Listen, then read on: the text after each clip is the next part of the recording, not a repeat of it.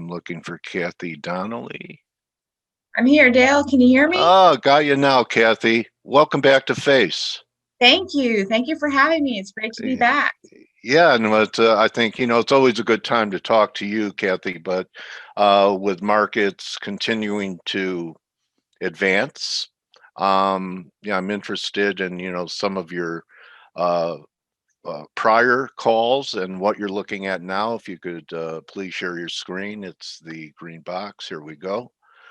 So, okay, oh God, I love that. Mental capital preservation, because I'd like to know what your ideas are about it, because I think one of the biggest challenges for people, especially over time, is burnout. I Yes. know I've gone through it.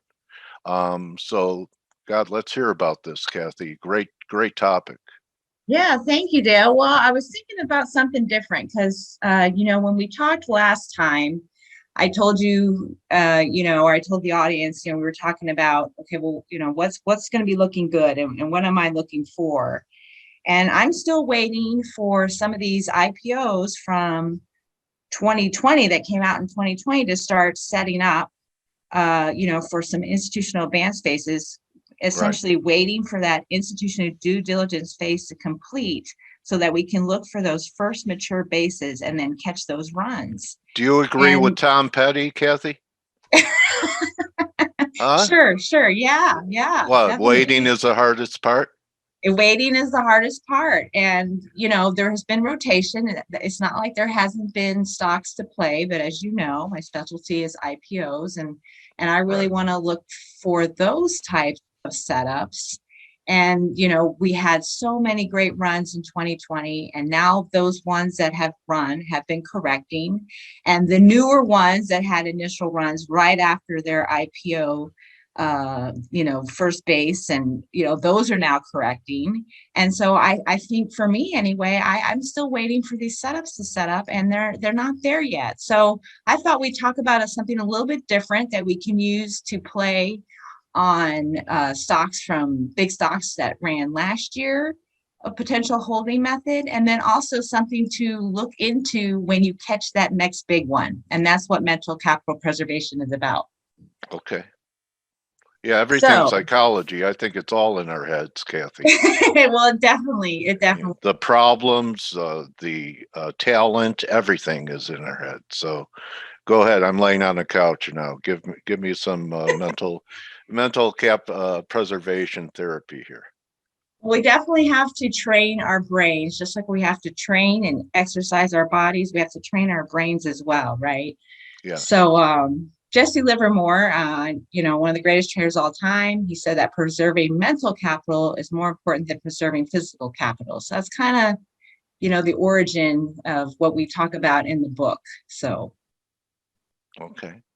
so simply, it really what I'm going to be talking about is a mental capital preservation, or MCP. That's what we like to call it for short, holding method. And this is used to determine the minimum percentage of profits you're willing to retain, or the amount of profits you're willing to give up, which sounds kind of, that's why I like to say profits retained, because if you take the other side and say, oh, I'm giving up profits, what? Yeah. While holding a leading stock for a bigger move. You Does have that make to. sense? Yeah. And it's one of the hardest things to do. You know why? I'll tell you. We'll do a little confessions, because as a trader, I think I'm good enough to get out after a run, and that I'll be there for a retracement to recommit. And sometimes you don't get the retracement. Sometimes you're distracted and you don't execute. And then, you made the tough money, and the windfall money, you're not there for. Right, right. So, Yeah, I experience that still. me too. Yeah, when I had my COVID shots, Kathy, on the second one, I said, "Will I be inoculated from losses?" Oh, She there you go. first really didn't understand it, but anyway, I love yeah, it. I love it. this runs to like I've said before, there's one thing to make a great forecast. Okay. And that's probably the easiest thing to do, right? Because you don't have skin in the game. Then it's even better to make a good trade because you executed on your forecast. But the most difficult thing is a great hold. Hmm. And this is a great subject. So I'm going to shut up. Okay. That's a little work. Okay, so here's a little table to kind of show a little bit how it works here. So on, the first column, you have percent gain achieved. And so this is something, if you initially buy a stock, you need to use your stop loss rule, your 3%, your 5%, your 8%, whatever your stop loss rule is. So this is, you've already got, let's say here, we're starting with a 50% gain, because this really works after, you've had that great run. Really, I like to say for myself, when I implement it, I like to have at least 100% gain achieved, but you can use it for 50. But the goal here is you see now the second column and the third column, we show if you're willing to retain 45% of your profits, this is the pullback you need to be able to withstand. And what's interesting, right, is the more you gain, the more you can withstand. But mentally, it might mess with you, right? Like, oh, I'm willing to give up almost 50% if you go literally at the bottom corner of this on the right, I see it. 350% gain, but I'm giving up 50%, to retain 35% of my profits, and or giving up 65% of my profits. Can I really do that? Well, I think you can. Most can't. Most Most can. can't. And I'm one of Well, see, I've been a long-term trader, and I don't know if it's just because my parents used to be value investors. So even though I'm a growth investor, I have this value, I don't know, gene of sort that wants me to still be able to hold a big winner for a long time. So this is why I've been studying this, and why I've been really kind of trying to look at this and trying to implement this as one of my rules, because I know, even just on a normal day, and I have 100% gain or more, my rule right now, I'm going to share with everyone, is, I want to retain 50 to 60% of my gains. Yeah. And that's almost like my line in the sand, but I also look at the 40-week line, and I want to work toward this MCP 35, because we've done some preliminary research, or I've done some preliminary research, really trying to see if this is possible. And I've got some examples that I've been studying actually since we wrote the book, and that's what I'm going to show you next. Okay. But I have to show you how to calculate it, and it's very simple. It's just the buy price and plus the difference between the peak price and your buy price multiplied by whatever MCP stop you want to use. So if you want to use 50% of your gains, you would plug in 50. If you want to do 60, you don't want to give up that much. And then obviously it's going to get tighter depending on, or looser depending on which one you pick. Okay. So here's NVIDIA. This is one I missed. Okay. Initially at this $33.06 buy point. I remember when it broke out, and I think I did have it actually too early, and then I didn't buy it back after this base setup. So, that happens to all of us, right? Yeah. Don't expect perfection at the crap table. Right, exactly. And this had a great run, really held that 10-week line, and didn't really have a significant correction until after it had 100% gain. So this is really a perfect example of where you could start implementing this holding rule. So here I show the low price at this point when this building this base, which was 95. The MCP 35 was 63.81. So even if it had taken you out, you would have gotten a 93% gain. So I mean, mentally, you were like, well, I gave it all I could, but if I didn't make it, I still retained a great profit. And you can do that multiple times. You're fine. But if you really knew the story and then you really wanted to believe in it, you could keep holding it for even more of a gain. And then here's the kicker, right? Here's the kicker. We're like, there's no supporting averages to support it. It's just falling. Oh my God, can I really hold on to this? Now here Yeah, exactly. Now here, look, $1, like less than $1, but it did Wow, not trigger. It did not trigger. that's amazing. You know, because it is kind of a random. Well, it's It, not random. You back it's tested these numbers. we've tested it. We've tested it some. I can't say Okay. we thoroughly tested it. Okay. Something Well, is we that lucky or is that the system? well, let's look left Okay. Yeah. and Always look have to where it look low. consolidated again, right? Right. Right. It's not completely random, right? Because Yeah. when you look left, It's a this these retest of an important old resistance area and breakout. isn't that interesting? Yeah. Yeah. And You have even if it, the go ahead. market's memory is to the left. Yes. Okay. All Right. right. So if you Yeah. had gotten stopped out, the other thing I like to use this for, because I'm still studying this. I don't know if I could have held this, but I would be watching this, and I was watching it, and it reset up above it, and then here you could have bought it back, right? Another big leader just Yeah. having kind of rejuvenate, reset, and now it's been having another great run again.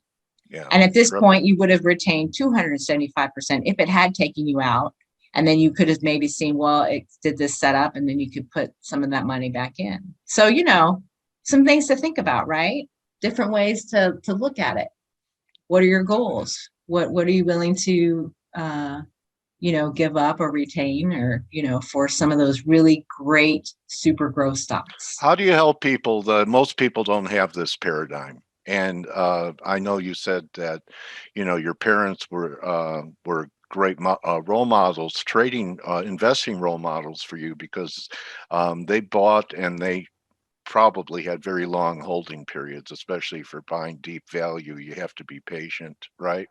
So, how do you shift someone's paradigm for, they're up 50%, they go the door and then just move on to the next trade? Um, yeah, I believe it takes several repetitions to change a paradigm and time. So, would you walk people through it? Do your subscribers say, "Kathy, I want to take it here. I want to get out," and then you talk them down about perhaps there's nothing wrong with doing it, but you could be leaving this on the table. How do you teach people behavior and a psychology like this? They have to teach themselves, don't they? Yeah, I mean, they have to ultimately be, I guess, convinced. But I think one thing, and I've been talking to a friend of mine about this, is when you show them, well, what's the current unrealized gain now if you had done this? Yeah, 1,600%. And that's today. If you had bought this base, you'd be sitting yeah, on this type of gain today. And that 10. could just be a portion of your initial trade. You don't have to hold the whole thing, right? Maybe you hold a portion so you can experience it and see how it feels. And then the other thing I've noticed when I've talked to people about this is like, wow, well, I traded all around this core, but I really didn't do any better if I had just held it this entire time. So I think that's Right. another way people that I've talked to about this, they start to think about, well, golly, I'm doing all this work and I'm really not doing any better than if I had just held it. For the broker, they are. Yeah. Right. Right. Right. So, Exactly. okay.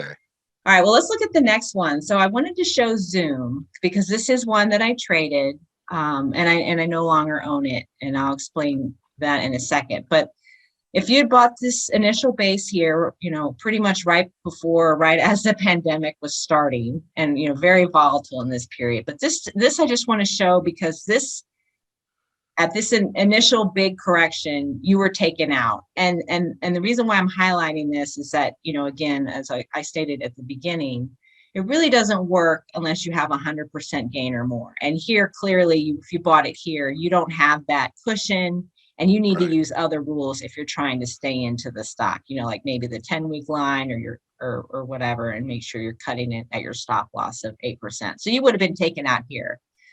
But if you Okay. had bought it early, perhaps maybe that would have been a different story, but you're using different rules here. But let's just say you did get back into it, and you use this buy point as that MCP 35 place, even if you hadn't purchased this there, you could be still using this as a line to watch. And look, let's look left. Look where that line is. Now, we don't know. This, as of last week and, this week, we don't know what's going to happen.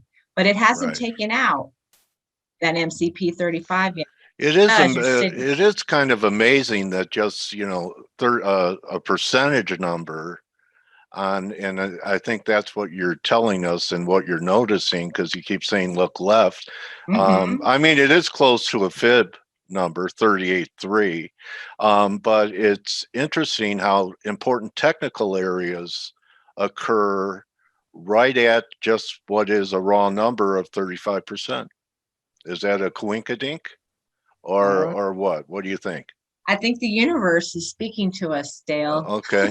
Yeah. Well, yeah, I mean, it's very close to a fib number. So, a lot of people trade 38% correction. So maybe, 35, 38, not that far apart. So, okay. So for me, as I mentioned, the rule I've been using lately, 60 to 50% retention of profits. And if it breaks the 40-week line. So I did sell this when it broke.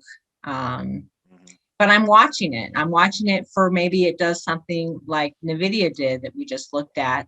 If it never, breaks this line and then maybe creates a new base and starts a new run, I don't know, months from now or whatever, which is possible because Zoom, everybody's Zooming now, right? Right. And so it would be hard to believe that it's done, but but we don't know. But we've got something we can look for if we truly believe that this company can continue, right? Okay. And the RS rating of 62, does that come into play for you? The relative strength ranking? I know you pay attention to it. Oh, yes. Well, and I like to look at the line more than the number. And so when I just see that this line is going down and making new lows, that does not excite me at all. Okay.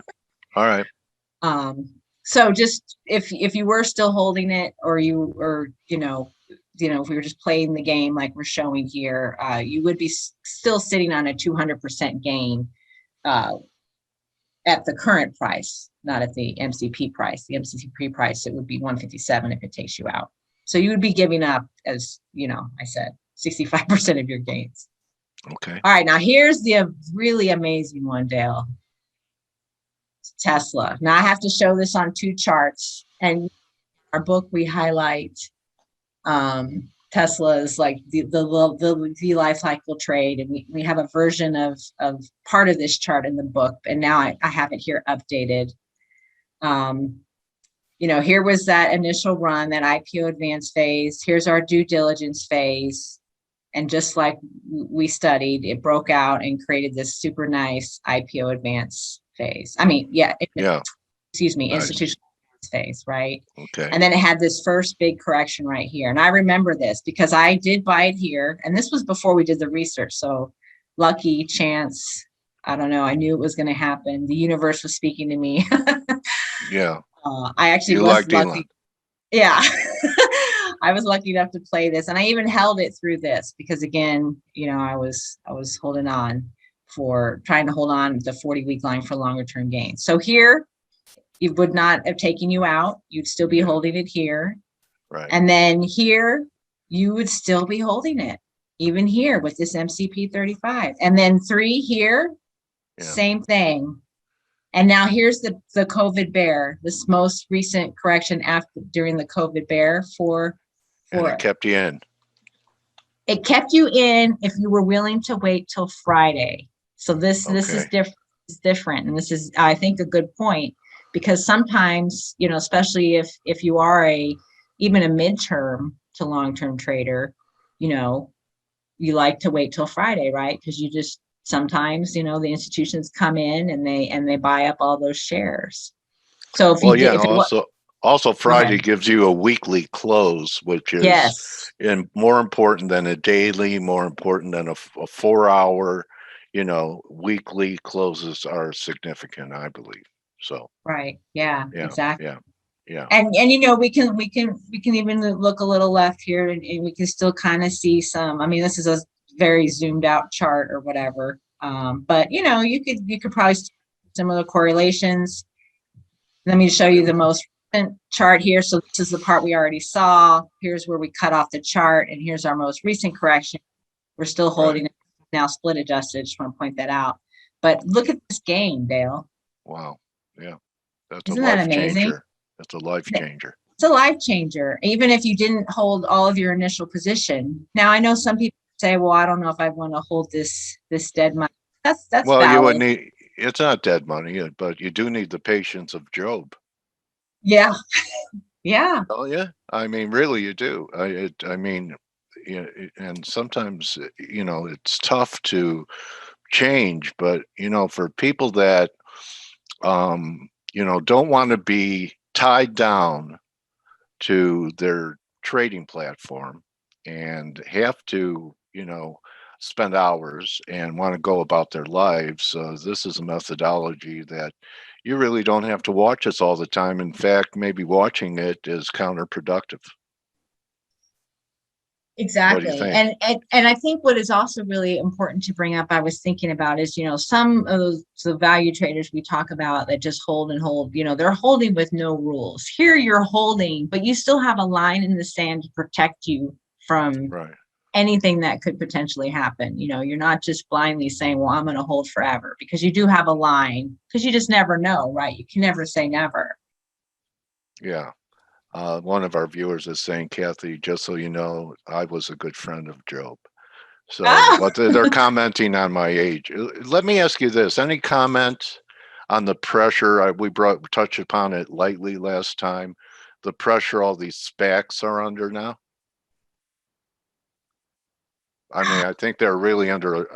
Having most of them given up, 30, 40, 50% of their recent gains. A lot of They, them.